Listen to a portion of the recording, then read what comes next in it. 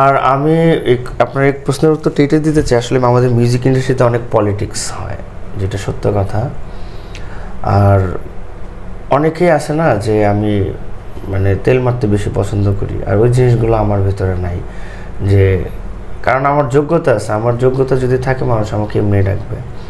হ্যাঁ, আমি সবার সাথে কমিউনিকেশন রাখার চেষ্টা করি, একটা সময় হয়তো বা একটু রিজার্ভ থাকতাম, ওরকম কমিউনিকেশন রাখতাম না, এখানে আমার একটা প্রভাব থাকতে পারে। হ্যাঁ, এটা সত্য কথা। আমি আপনি বড় ভাই আমি বলি, আমি কিছু কিছু পার্টিতে হয়তো বা বন্ধু বান্ধব একসাথে আড্ডা দিতে গিয়ে হয়তো বা অনেক সময় বিভিন্ন আড্ডায় জড়াই ফেলছিলাম, কিন্তু ওই যেইভাবে আমার হিউমারটা ছড়াইছে মানে এত কিছু হয় নাই। আমার পেছনের মানুষগুলো, আমার কাছের মানুষগুলো আমাকে নিয়ে অনেক ইন্ডাস্ট্রির কাছে মানুষগুলোই বদনামি করে করে করে করে করে মানুষের কাছে হয়তো আমাকে কালার বানিয়ে দিয়েছে।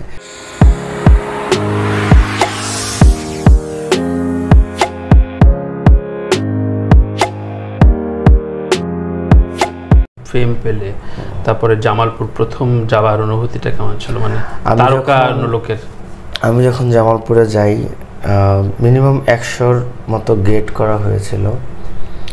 আমার স্টেডিয়ামে 1 লক্ষের উপরে মানুষ এসেছিল আমাকে মানে এক নজর দেখার জন্য, যখন আমাকে সংবর্ধনা দেয়। আর 2 সাইডে হাজার হাজার মানুষ। আমার মনে হচ্ছিল যে প্রাইম মিনিস্টার গেলেও এত মানুষ হয় না বা এরকম আলোড়ন হয় না। তো ওগুলো স্মৃতি ভিডিও ছবি নিশ্চয়ই মাঝে মাঝে দেখো? জি জি দেখি। আচ্ছা, এমনি লোক এখন সোশ্যাল মিডিয়ায় কেমন সময় দাও তুমি? আমি এখন নিয়মিত কাজ করি, আগেও নিয়মিত কাজ করতাম, হয়তো বা আগে এত সোশ্যাল মিডিয়া ছিল না।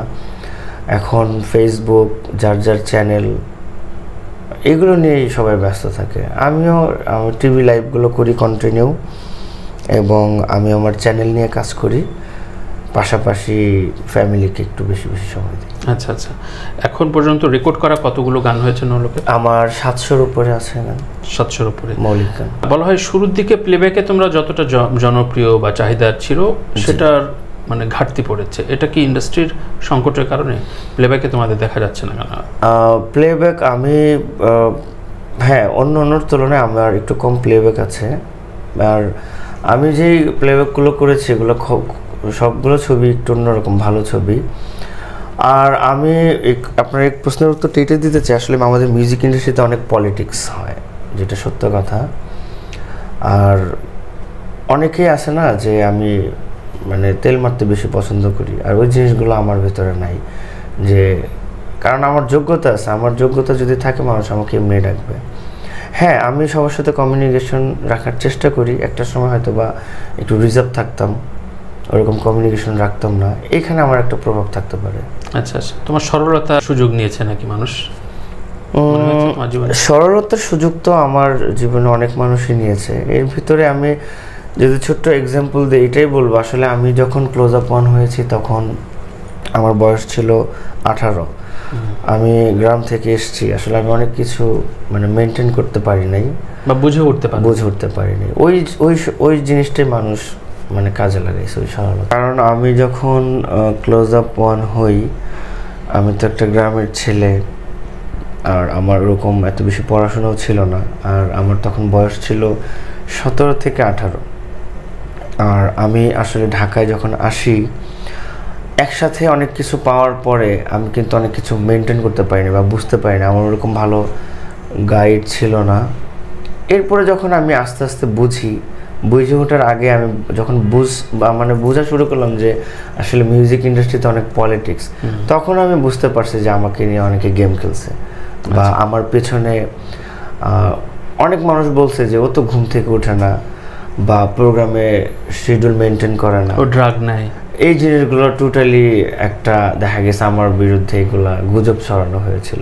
হ্যাঁ, এটা সত্য কথা। আমি আপনি বড় ভাই আমি বলি, আমি কিছু কিছু পার্টিতে হয়তো বা বন্ধু বান্ধব একসাথে আড্ডা দিতে গিয়ে হয়তো বা অনেক সময় বিভিন্ন আড্ডায় জড়াই ফেলছিলাম, কিন্তু ওই যেইভাবে আমার হিউমারটা ছড়াইছে মানে এত কিছু হয় নাই।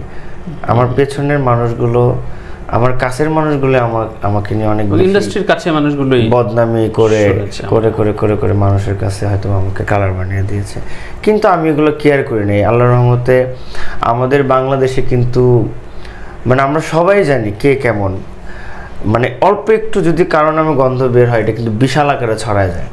আর তখন আমি ছিলাম এমন একটা জায়গায়, মানে নোলক নামটা, আমি যদি রাস্তায় দাঁড়াচ্ছি এক্সাম্পল, সরি টু সে, আমি যদি সিগারেটও খাইতাম মানুষ বলতো যে পেছনে বলতো যে গাঞ্জা খাইতেছে, এরকম হতো। মানে আমাদের নামটা এত বেশি, আমাদের গন্ধটা এত বেশি ছিল, যে কারণে জি স্বাভাবিক। তো ওই সময় আসলে তুমি বন্ধু হিসাবে কার কার নাম তুলতে চাও ইন্ডাস্ট্রিতে, যে অমুক মানুষ, সেটা সিনিয়র হতে পারে, সেটা তোমার সমবয়সী হতে পারে, কাকে পেয়েছো যে খুব ভালো পরামর্শ দিয়েছে?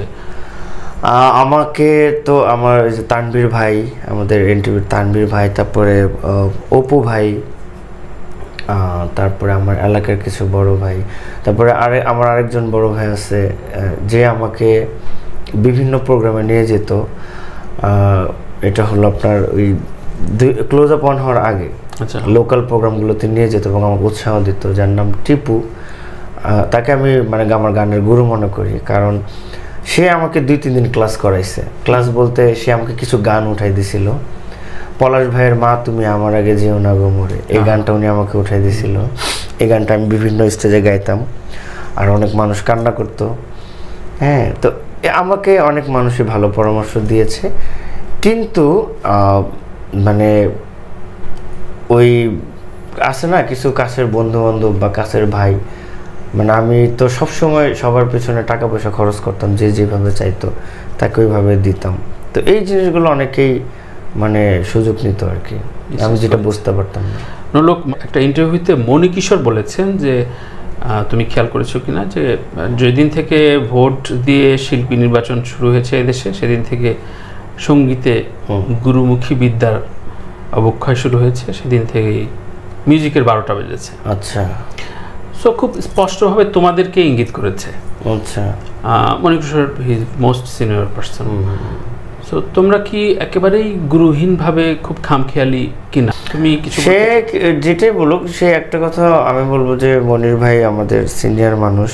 মনির কিশোর ভাই, হ্যাঁ মনির কিশোর ভাই, তাকে আমি চিনি এবং সে আমাদেরকে খুব স্নেহ করে। আমি যদি তার কথার একটা এক্সাম্পলে দিব, যে আসলে আপনি ইন্ডিয়াকে আগে বিবেচনা করেন। ইন্ডিয়া জন্মের পর থেকে গান, মায়ের মনে হয় যে মায়ের পেট থেকে তারা গান ক্লাসিক্যাল শিখে আসছে। এই অনেক মানুষ আছে যারা ক্লাসিক্যাল শিখে আসছে। ইন্ডিয়াতে এখনও এমন এমন কম্পিটিশন হয় যারা কিছুই শিখে নেই, তারা চ্যাম্পিয়ন হচ্ছে, এবং কোটি কোটি মানুষের ভোটের মাধ্যমে চ্যাম্পিয়ন হচ্ছে। ভোট এটা একটা ভালো দিক, একটা মানুষ ভালো কাজ করবে, এখানে কম্পিটিশনটাই হচ্ছে মেন, ঠিক আছে? যার গান ভালো লাগবে, যার উপর আমার একটা সিম্প্যাথি কাজ করবে। যেমন আমার ক্লোজ আপ অনের সময় মানুষ কেন এত জিনিস দেখছে, এখানে একটা আকর্ষণ ছিল, ভোটটা একটা আকর্ষণ, এটা থাকতে বাংলাদেশে সেটা প্রথম ছিল, বাংলাদেশে এটা প্রথম ছিল, এটা থাকতে পারে। এরপরে হয়তো বা এটা বিজনেস হয়ে যেতে পারে, ওটা ডিফারেন্ট ব্যাপার, বাট আমাদেরটা তো লিগ্যাল ছিল। কিন্তু এটা তো সত্য যে পরবর্তীতে তোমরা শেখার চেষ্টা করেছো। ডেফিনেটলি আমাদের পরবর্তীতে না, আমরা যখন ক্লোজ আপ ওয়ানে রানিং অবস্থায়, যখন টপ 10-এ আমরা, তখন আমরা টানা 2.5 মাস আমাদেরকে গ্রুমিং করানো হয়েছে বিভিন্ন ক্ষেত্রে। বিশেষ করে আমরা প্রতিটা জিনিস নিয়মের ভিতরে করেছি। ভোর 5টার দিকে উঠছি, রেওয়াজ করছি, যে অ্যামাজন ক্লাবে গুলশানে রেওয়াজ করেছি, তারপরে নাস্তা করে আমরা একটু রেস্ট নিয়েছি, তারপরে আবার দুপুরবেলা আমরা সুইমিং করেছি, আপনার লাঞ্চ করেছি, এরপরে আবার আমরা গান প্র্যাকটিস করেছি, আবার রাতের বেলা একবার প্র্যাকটিস করে তারপরে আমাদের ছুটি দেওয়া হয়েছে। তো এগুলো কি শেখা না? আর আমরা যাদের কাছে শিখেছি, অনুপ বড়ুয়া স্যার, সুজিত মুস্তফা, ওনারা বাংলাদেশের অনেক বড় কিছু, তাদের কাছে শিখেই কিন্তু আমরা মানে ফাইনাল রাউন্ড পর্যন্ত আসছি। দীর্ঘদিন ধরে গান বের হয়ে আসছে না বা গান মুখে উঠছে না, অনেক গান প্রডিউস হচ্ছে, কিন্তু সেই অর্থে আমরা যদি বলি 10 বছর আগে যেই পরিমাণ গান প্রতি মাসে অন্তত 2-3টা গান খুব পপুলার হতো, বাজতে শোনা যেত, গান ব্যস্ত, সেটা হয় না। তুমি এখনকার সঙ্গীত পরিচালকদের কাজ করো, এর কারণটা কি বলে মনে করো তোমার? আমি মনে করি যে আসলে এত পরিমাণ সোশ্যাল মিডিয়া হয়ে গেছে আর বাংলাদেশের অডিয়েন্স চেঞ্জ হয়েছে। একটা সময় মানে এমন কিছু গান আছে, এখন আসলে ভিউয়ার্সের যুগ চলে আসছে, তো এর জন্য আমার মনে হয় এই জায়গাটা একটু প্রভাব পড়ে। আগে কি ভিউয়ার্সরাই তো দেখতো, ভিউয়ার্সরা দেখতো, কিন্তু আগে তো ভিউ শব্দটা ছিল না, কারণ তখন আমার তো মনে হয় তাই। কারণ আপনার আগে অল্প কিছু চ্যানেল ছিল, ফেসবুক ছিল না, ইউটিউব ছিল না, পেজ ছিল না। এখন তো মানুষ এগুলো নিয়ে থাকে। আর আপনি দেখেন ভালো গানের চাইতে খারাপ গান বেশি ভিউ হয়। আজকে আমি একটা ভালো গান করি, ভালো সঙ্গীত পরিচালকের গান করি, অনেক সুন্দর গানটা আমি ইউটিউবে আপলোড করি বড় চ্যানেল থেকে, দেখবেন যে হ্যাঁ, আমি একটা জিনিস বিশ্বাস করি, আমার গান যদি 10,000 ভিউ হয় আমি মনে করি এটা 10 কোটির সমান। কারণ এই কারণে মনে করি, কারণ গানটা ভালো, যারা দেখছে তারা ভালো শ্রোতা। লোক ভালো গান আর খারাপ গানের সংজ্ঞাটা বলো। খারাপ গান আমাদের বাংলাদেশে ওই যে খারাপ গানের কথা, গানের সুর, তারপরে আপনার ওই যে কপি করা, এই জিনিসগুলো তো কন্টিনিউ হচ্ছে এখন।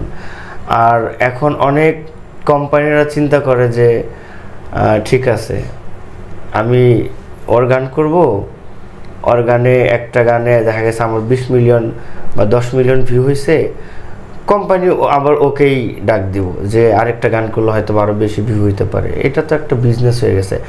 আমরা তো ওইভাবে আসি নাই, আমরা একদম সঙ্গীত জগতের শুরু থেকেই আমরা ভাইরাল, আমরা নতুন করে তো আর ভাইরাল হওয়ার কিছু নেই। তো এই ভাইরাল এই সময়ে তোমাকে অস্থির করে না, বিব্রত করে না?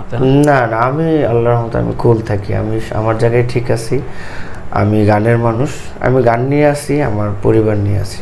নোলক, আরও একটা অপবাদ দেওয়া হয় তোমাদের মৌলিক গান খুবই কম, কারো কারো নাই বলতে গেলেই চলে, অন্যের ঘাড়ে চড়ে তোমরা হেঁটে বেড়াও, দৌড়ে বেড়াও, কি বলবা?